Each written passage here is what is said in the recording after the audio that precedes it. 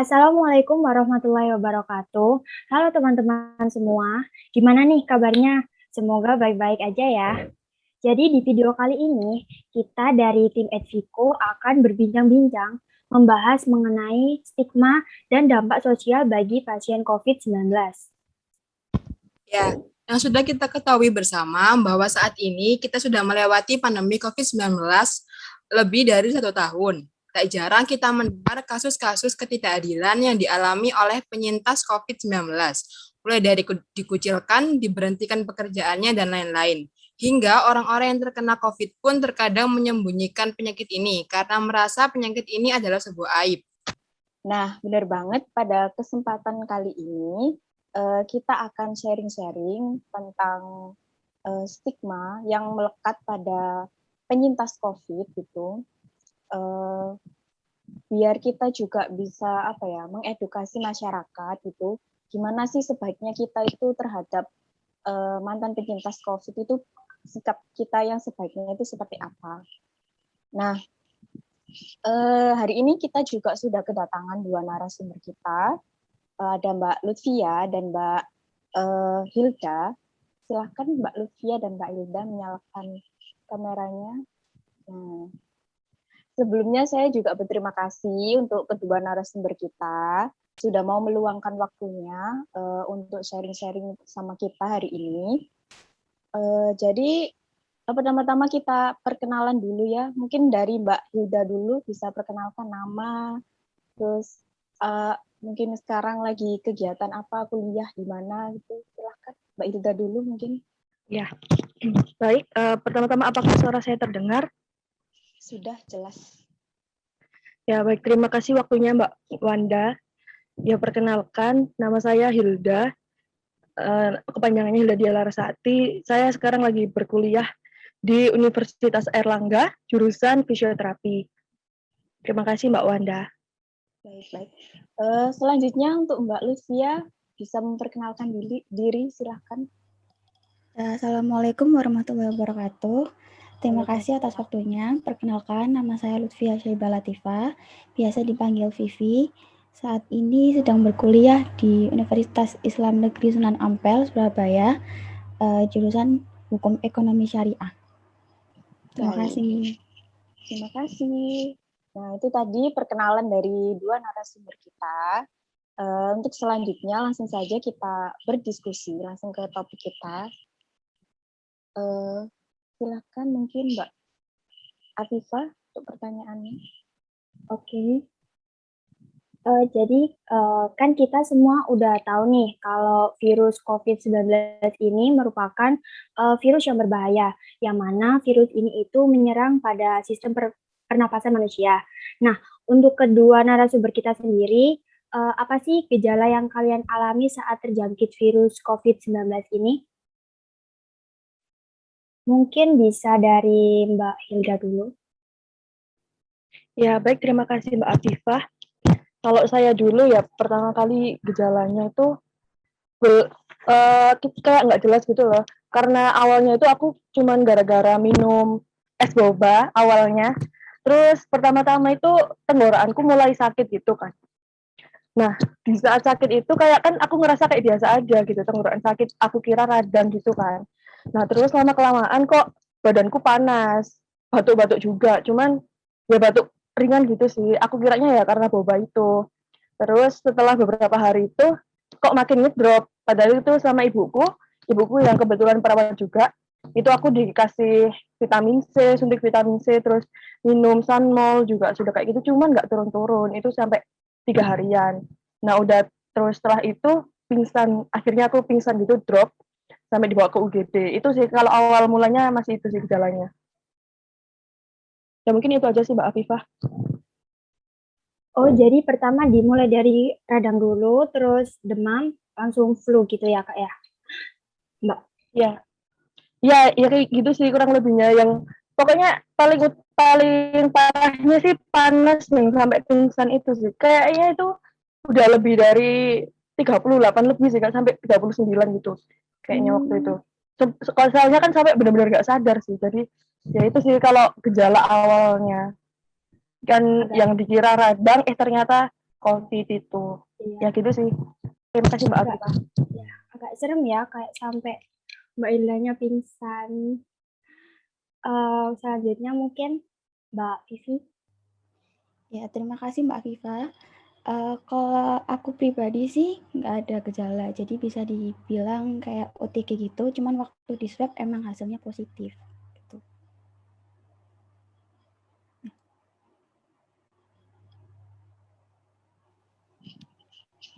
Baik, untuk pertanyaan selanjutnya kan kita tahu nih ya, virus COVID-19 itu penularannya cukup mudah. Kayak berjabat tangan atau berbicara sama orang lain pun kita juga bisa tertular gitu. Nah, awal mula bisa tertular COVID-19 ini tuh gimana? Bisa diceritakan mulai dari Mbak Lutfia dulu?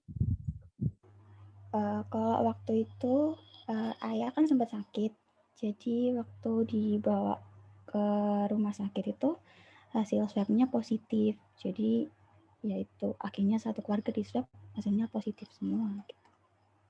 Berarti dari keluarga sendiri ya Mbak Lutfia? Iya. Mungkin Mbak Hilda? Kalau pertama kali kena itu di keluarga aku itu yang pertama kali kena itu ibu. Kebetulan ibuku itu juga perawat kan. Jadi ya paling rentan gitu kan kalau misalnya kena COVID. Cuman kalau rentan waktu sama kenanya aku itu sekitar 2 bulanan. Sedangkan COVID itu kalau misalnya kita udah 2 minggu isolasi, itu kan aman gitu kan ya. Kalau udah 2 minggu, setelah 2 minggunya itu COVID-nya itu bisa dibilang itu kayak udah lemah gitu. Nah, waktu aku kenanya itu kan sekitar bulan Januari, pertengahan Januari gitu kan. Nah, ibuku itu udah Desember awal-awal gitu loh. Dan emang masih positif waktu di swab, cuman kan ya agak lemah. Makanya itu kalau menurutku aku kenanya itu bukan karena ibu. Nah, terus aku kan punya 2 adik. Nah, kebetulan waktu itu adikku kayak ya udah main-main gitu aja sih, main gitu. Nah, terus tahu-tahu itu kan waktu aku drop, akhirnya kan swab semuanya. Nah, ternyata semuanya itu positif semua. Jadi bapakku positif, adikku 2 itu positif. Terus setelah tahu positif itu ternyata Siti kan menentukan juga sih kayak COVID yang paling parah gitu itu. Nah, ternyata yang paling parah itu adikku 2 itu, Sitinya. Sekitar 16 sama 14 kalau nggak salah waktu itu kan udah rendah banget sih. Nah, waktu itu kayak tapi adikku tuh nggak ada gejalanya gitu loh. Yang paling parah kan aku gitu. Soalnya mungkin imunku lebih rendah juga soalnya sering di rumah aja gitu, nggak ada kegiatan juga. Nah, waktu itu dicek ternyata emang positif semua kan. Setelah itu kan waktu itu kan juga pingsan juga sih. Akhirnya setelah di rumah sakit dicek semua ternyata yang parah juga itu bapakku sih yang kena itu. Ya mungkin kalau pertama kali kena itu ya mungkin dari antara 3 sih, kan kita juga nggak tahu pasti. Ya dari bapakku yang kerja, terus adikku 2 itu yang sering main. Mungkin itu sih, Kak Dita, kalau pertama kali kena. Oh, berarti juga tertularnya dari orang sekitar rumah sendiri gitu ya? Ya bisa jadi kayak gitu. Soalnya aku waktu ibu sakit, jadi aku di rumah aja gitu, isolasi juga kan otomatis. Jadi juga jarang keluar. Nah, terus setelah kayak akhir-akhir masa COVID-nya selesai gitu loh, maksudnya kayak udah 1 bulan lebih gitu kan ibuku akhirnya ya sempat keluar juga, adik-adikku main, bapakku juga sempat kerja, akhirnya mungkin juga dari situ. Kalau aku sendiri sih masih di rumah terus, jadi mungkin ya orang-orang itu sih yang menularkan ke aku, kayaknya gitu ya. Ya mungkin itu aja sih Kak Dita, terima kasih Kak Dita. Iya, Mbak Hilda.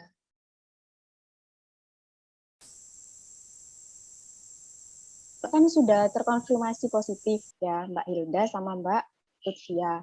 Nah, untuk penanganannya itu misal kayak isolasi itu isolasi mandiri atau isolasi di yang sudah disediakan pemerintah itu silakan mungkin dari Mbak Mbak Lutfia terlebih dahulu. Apakah isoman atau gimana?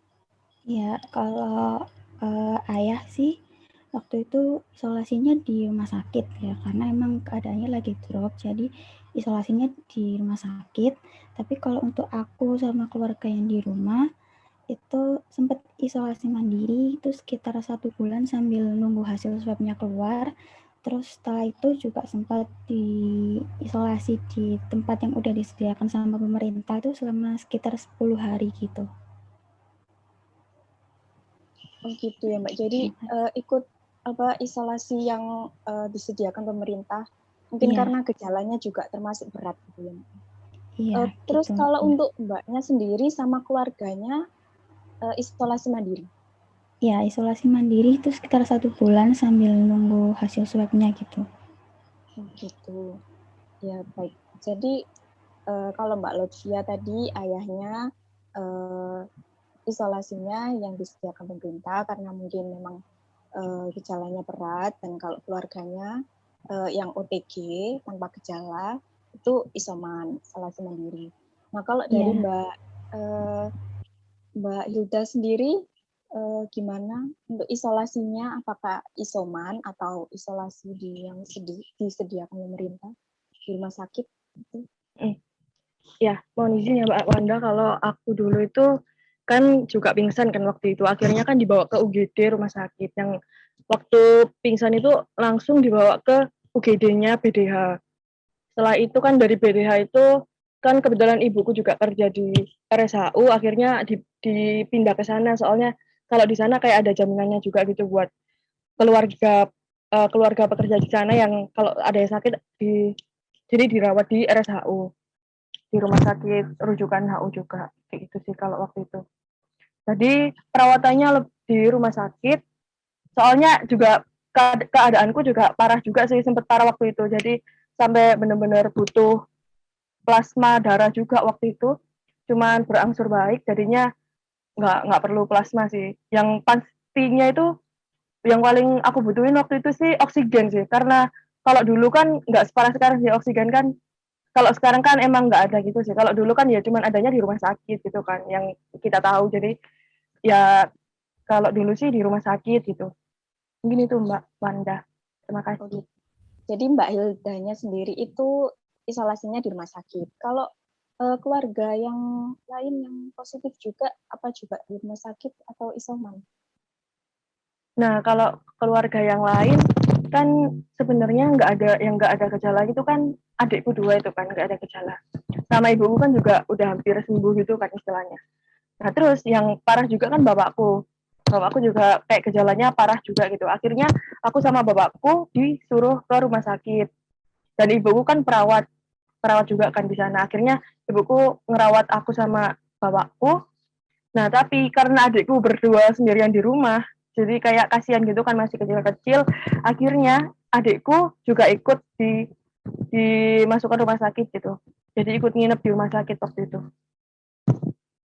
Itu Mbak Wanda. Oh ya, baik. Jadi Mbak Hildanya awalnya Mbak Hilda yang isolasi di rumah sakit, terus karena juga keluarga yang lain mungkin apalagi ada bapak yang gejalanya lumayan berat juga, terus adik-adik yang tidak mungkin ada yang nggak menjaga, tidak ada yang menjaga di rumah, jadi juga ikutan isolasi di rumah sakit juga, gitu ya Mbak? Ya Mbak Wanda, seperti itu. Oke, selanjutnya Tadi udah pada ngasih tahu nih kalau Mbak Lutfia sama keluarganya itu isolasinya mandiri ya? Itu di rumah atau di mana ya, Mbak? Isolasi mandiri di rumah itu sekitar 1 bulan. Habis itu isolasi lagi di tempat asrama haji itu sekitar 10 hari gitu. Oh, berarti sempat di asrama haji juga berarti ya? Iya, sempat. Nah, sebenarnya ini saya penasaran kan, ketika di rumah sakit ya atau di asrama haji kan banyak. Mungkin orang di luar sana itu pada nggak tahu gimana sih keadaan di rumah sakit itu atau di asrama haji. Jujur saya sendiri juga kurang tahu gimana keadaannya. Rumah sakit yang ada pasien COVID-19 itu gimana? Atau keadaan asrama haji yang dibuat isolasi mandiri itu gimana? Nah, boleh nggak diceritain sedikit waktu isolasi itu seperti apa? Kayak perawatannya gimana aja, pelayanannya gimana, kegiatan yang dilakuin oleh Mbak ini apa aja gitu. Kalau untuk yang di asrama haji sendiri itu kegiatannya tiap pagi ada senam gitu.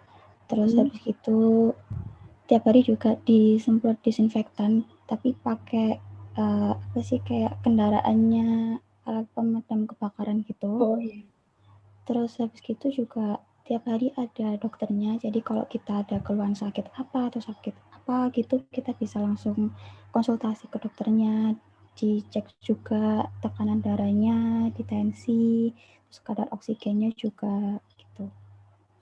Itu yang dokternya itu cuma kalau ada pasien yang ngeluh sakit, apa semuanya rata dicek ya, Mbak? Semua rata dicek, tapi tiap jam kayak pagi ini jam 10, ntar siang jam 2, atau sore jam sekitar jam 4, jam 5 gitu. Cuman emang dokternya stay aja di sana. Kalau untuk konsumsinya gimana ya, Mbak? Untuk konsumsinya sehari 3 kali, dapat buah juga, dapat sayur, dapat snack-snack juga sih. Gitu Mbak Afifah. Ya, untuk Mbak Hilda, kan ini isolasinya di rumah sakit. Boleh nggak cerita-cerita? Oh iya, makasih Mbak Afifah. Kalau perawatan di rumah sakit waktu itu ya baik sih. Kan kayak setiap harinya itu kita ditensi, terus cek saturasi oksigen, itu udah pasti sih. Setiap hari itu pagi sama malam sih. Sore kayaknya. Kalau nggak antara sore sampai malam itu. Yang pasti itu pagi sama sore atau malam itu, sama ganti ini juga siapa namanya? Infus kalau habis diganti gitu. Terus kalau tadi kan juga sempat makanannya, kalau makanannya di sana itu kita dapat 3 hari sekali, dapat 3 kali sehari, terus sama dapat snack juga, dapat buah-buahan, gitu. Terus pelayanan banget sih kalau di rumah sakit yang waktu itu aku sempat tinggal di situ, maksudnya sempat menginap di sana, itu kebersihannya itu dijaga banget sih di sana. Jadi setiap pagi sama sore itu ada aja yang orang yang bersihin lantai kayak gitu, sampahnya dibersihin terus, dan semua perawat di sana atau OB di sana itu pakai APD lengkap, jadi benar-benar safety sih kalau aku lihatnya. Mungkin itu Mbak Afifah. Kan tadi kan Mbaknya bilang kalau Mbaknya terus sama ayahnya sama adik-adiknya juga ikut ke rumah sakit. Itu apa satu orang satu ruangan atau kayak gimana, Mbak? Oh ya, kalau waktu kemarin tuh kebetulan kita itu dapat satu kamar yang langsung isinya 5 orang gitu, dan 5 orangnya itu satu keluarga, cuman kita aja gitu. Jadi lebih enak juga sih kontrol buat adik-adikku itu, sama bapakku kan yang agak parah juga lebih enak juga kontrolnya. Jadi lebih tenang gitu kan ya Mbak, kalau satu keluarga satu kamar gitu. Satu Terus kamar Mbak, bareng-bareng biar nggak bosen gitu juga. iya biar tenang lah istilahnya. Nah, untuk pertanyaan selanjutnya yaitu kan virus COVID-19 ini termasuk virus yang berbahaya ya, yang menyeramkan gitulah. Gampang penularannya juga. Terus banyak orang-orang yang juga kayak takut gitu sama virus ini, takut tertular, takut sakit, karena kan emang gejalanya pun sampai sesek, sampai berakibat meninggal juga. Nah, waktu terkonfirmasi positif itu apakah ada kayak gimana sih respon dari orang-orang sekitar gitu tentang kalian yang udah terkonfirmasi positif? Mungkin dari Mbak Lutfia dulu. Ya, terima kasih Mbak Dita. Untuk respon orang-orang sekitar sih emang kebanyakan itu menjauh ya, menghindar, karena mungkin juga masih awal-awal pandemi, mungkin mereka juga belum tahu kayak gimana sih responnya kalau ada yang tetangga atau orang sekitar yang terkonfirmasi positif COVID gitu.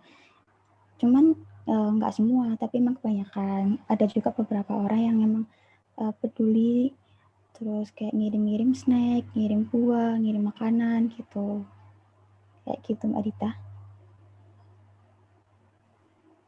Oh ya, berarti jadi ada yang mungkin berstigma kayak menjauh gitu ya, menganggap bahwa kayak penyakit ini tuh berbahaya terus kayak dijauhi gitu ya, Mbak.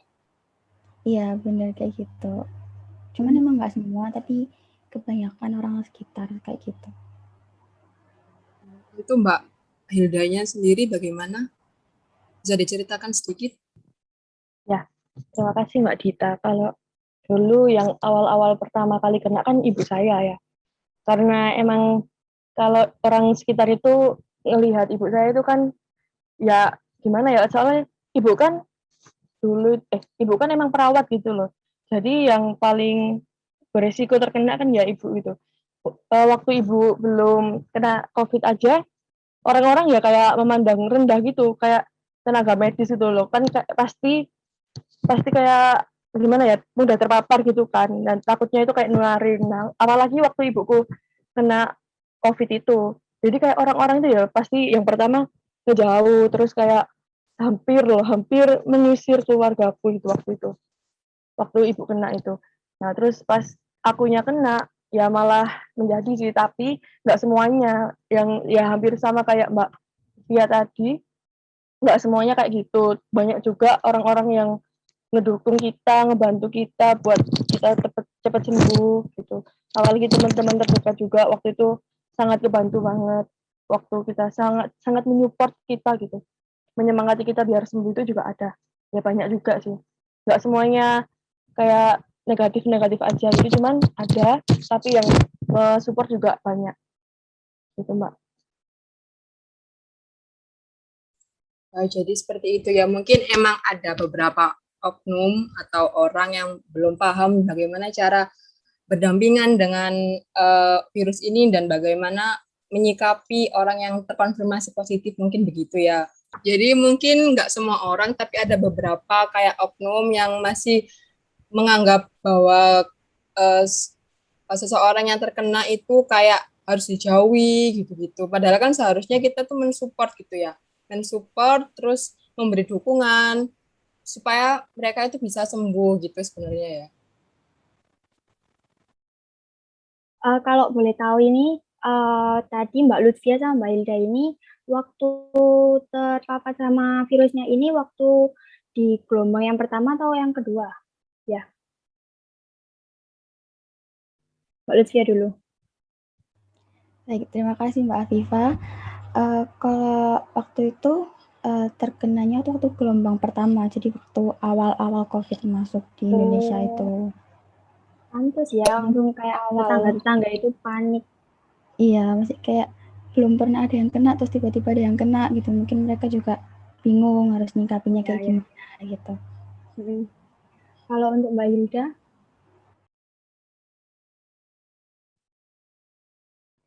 Kalau aku dulu sih waktu gelombang pertama ya, masih akhir Desember Desember 2019 sampai Februari 2020. Jadi masih awal banget. Jadi gelombang pertama.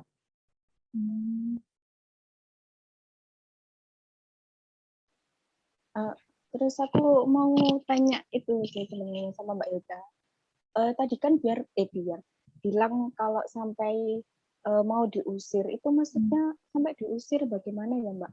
Mungkin bisa dijelaskan lagi.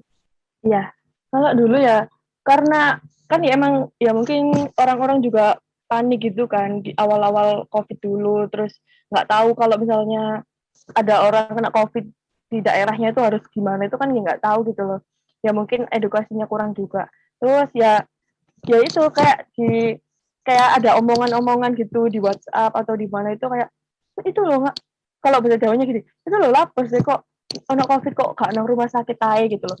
Kalau waktu dulu kan emang waktu yang gelombang pertama ibuku itu kan emang ya nggak ada gejala gitu, makanya disuruh isoman. Ya gimana kalau isomannya kan ya harus di rumah gitu, ya, juga nggak harus ya, cuman rekomendasi dari dokter waktu itu emang disuruh di rumah aja, makanya di rumah. Nah, sedangkan tetangga-tetangga itu juga kayak mikirnya kok di rumah gitu loh, padahal itu rekomendasi dari dokter. Jadi ya itu sih, tetangga kayak bingung mungkin ya, nggak mau gimana, dan takut sih pastinya sih, ya makanya kayak ngusir soalnya ya takut gitu. Cuman ya nggak sampai yang parah banget yang ayo keluarkan itu, nggak gitu sih. Ya cuman ada omongan-omongan aja yang sampai terdengar ke keluargaku sampai kayak gitu. Parah Gitu. itu sih dulu. Ya Mbak. Mungkin karena faktor masih awal gelombang itu kan memang apa ya, masih banyak yang panik gitu ya, juga mungkin faktor kurang edukasi juga, jadi masyarakat itu panik kayak takut harusnya kalau pasien COVID itu benar-benar harus dipisahkan gitu dari masyarakat gitu kan.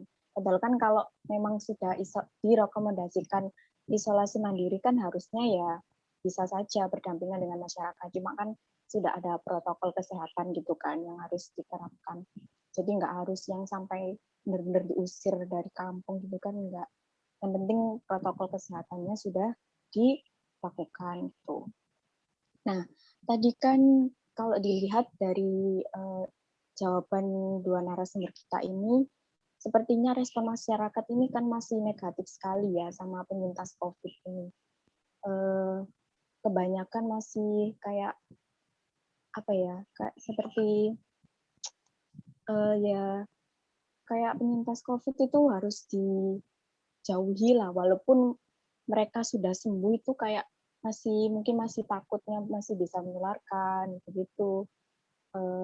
Nah, untuk dua narasumber kita ini saya mau mungkin ada pesan untuk masyarakat.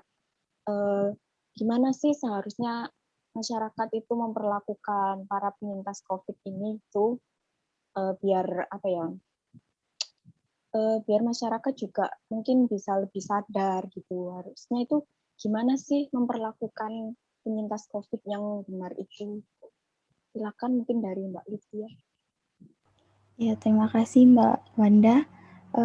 Untuk pesannya untuk orang-orang yang mungkin lagi terpapar virus COVID itu, dari saya sih apa ya, intinya kayak nggak boleh nyerah, harus positive thinking juga, terus berdoa dan apa ya, kayak jangan percaya sama hoax-hoax yang beredar, karena kalau kita tahu dari hoax-hoax itu justru malah imun kita itu makin lemah, terus makin susah untuk apa ya, sembuh, untuk apa ya, bangkit gitu.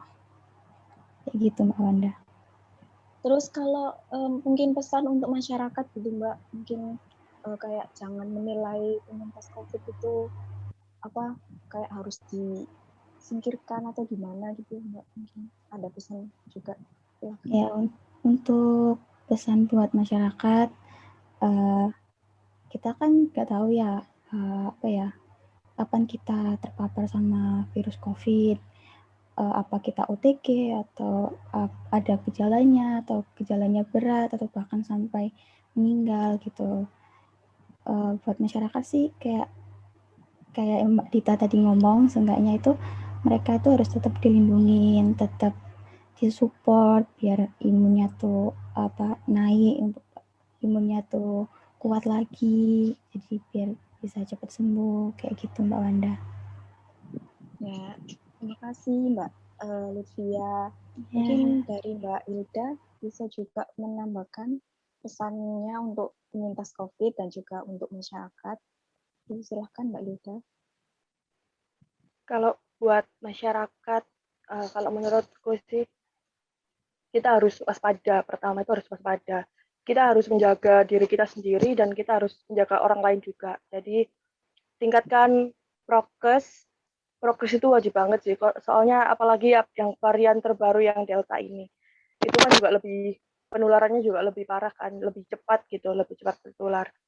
Nah mungkin pertama meningkatkan prokes juga itu. Terus sama apa ya, ini sih pola hidup yang sehat juga itu harus harus harus dipaparkan, jadi diterapkan gitu di kehidupan. Sama jangan lupa minum vitamin, itu juga sih, itu juga perlu banget kalau menurut saya. Itu sih Kak.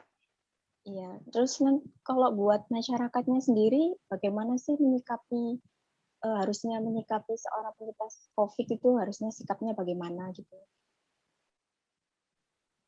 Kalau menurut saya yang pastinya ya harus mensupport ya pertama itu, dan jangan pernah kayak nganggap orang COVID itu sebagai apa ya, kayak kayak ganggu kehidupanmu, itu enggak gitu. Maksudnya harusnya itu ya mensupport gitu loh. Emang kalau orang yang terkena COVID itu benar-benar butuh dukungan gitu dari orang sekitar. Apalagi kalau misalnya tahu orang sekitar nggak menerima kondisinya mereka, itu pastinya bakal drop banget sih. Jadi mereka nggak cepat sembuh. Maksudnya lama gitu sembuhnya. Karena itu yang menurut saya itu paling penting kalau orang sekitar itu mendukung orang-orang yang terkena COVID ini gitu. Jadi emang perlu banget dukungan dari orang sekitar. Gitu, Kak. Nah, jadi intinya itu kalau pesan buat penyintas COVID, jangan menyerah, tetap berusaha kayak menjaga kesehatan, memperbaiki pola makan, juga misal kayak olahraga gitu, juga pastinya harus tetap bahagia, tetap senang biar imunnya tambah. Lalu berpikir positif. Prokes juga jangan dilupakan. Prokes juga jangan dilupakan. Terus kalau buat masyarakatnya juga jangan terlalu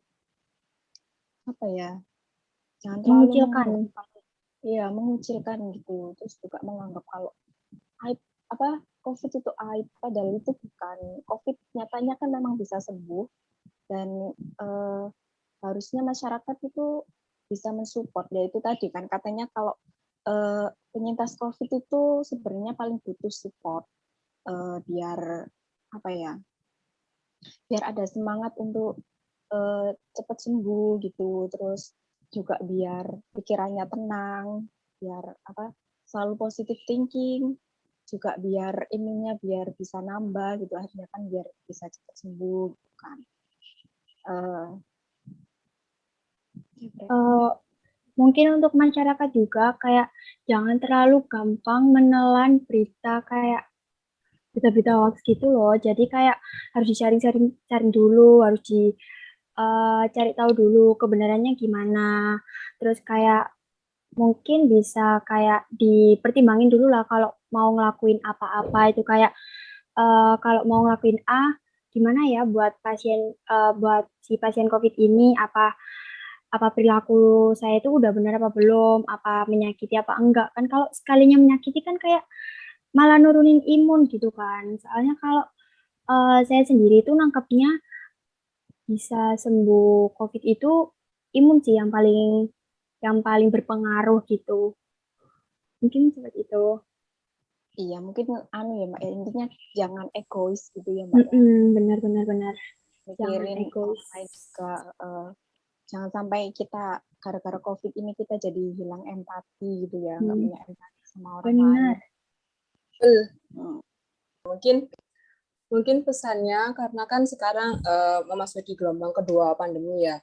Kan virusnya juga mulai semakin ganas dan tingkat kasus COVID-nya juga semakin tinggi. Jadi mungkin untuk teman-teman semua nih kita harus menjaga kesehatan juga. Prokes jangan dilupakan. Stay at home aja kalau nggak ada yang penting atau apa gitu di rumah aja. Lakuin semuanya di rumah. Nah untuk dua narasumber kita, Mbak Yeda dan Mbak Lutfia, terima kasih banget udah gabung dan udah mau sharing-sharing pengalamannya terkait sakit yang kemarin. Ya mudah-mudahan kita semua sehat ya. Semoga sharing-sharing kita hari ini membawa banyak manfaat, terutama mungkin bisa mengedukasi masyarakat biar biar tahu bagaimana sih seharusnya kita menyikapi, bagaimana cara kita memperlakukan penyintas COVID yang baik itu bagaimana gitu, sehingga kita nggak sampai kehilangan empati kita gitu kan, cuma gara-gara takut tertular sampai-sampai kita harus kehilangan empati kita, kehilangan rasa kemanusiaan kita gitu kan. Ya itu mungkin dari kami, kurang lebihnya kami mohon maaf, pasti banyak kekurangannya, terutama dari kami pembawa acaranya. Mohon maaf untuk para narasumber kita kalau kami banyak kekurangan. Terima kasih juga sudah memberikan waktunya, mau sharing-sharing sama kita. Segitu saja dari kita, semoga ini semua membawa manfaat. Kami akhiri. Wassalamualaikum warahmatullahi wabarakatuh. Waalaikumsalam.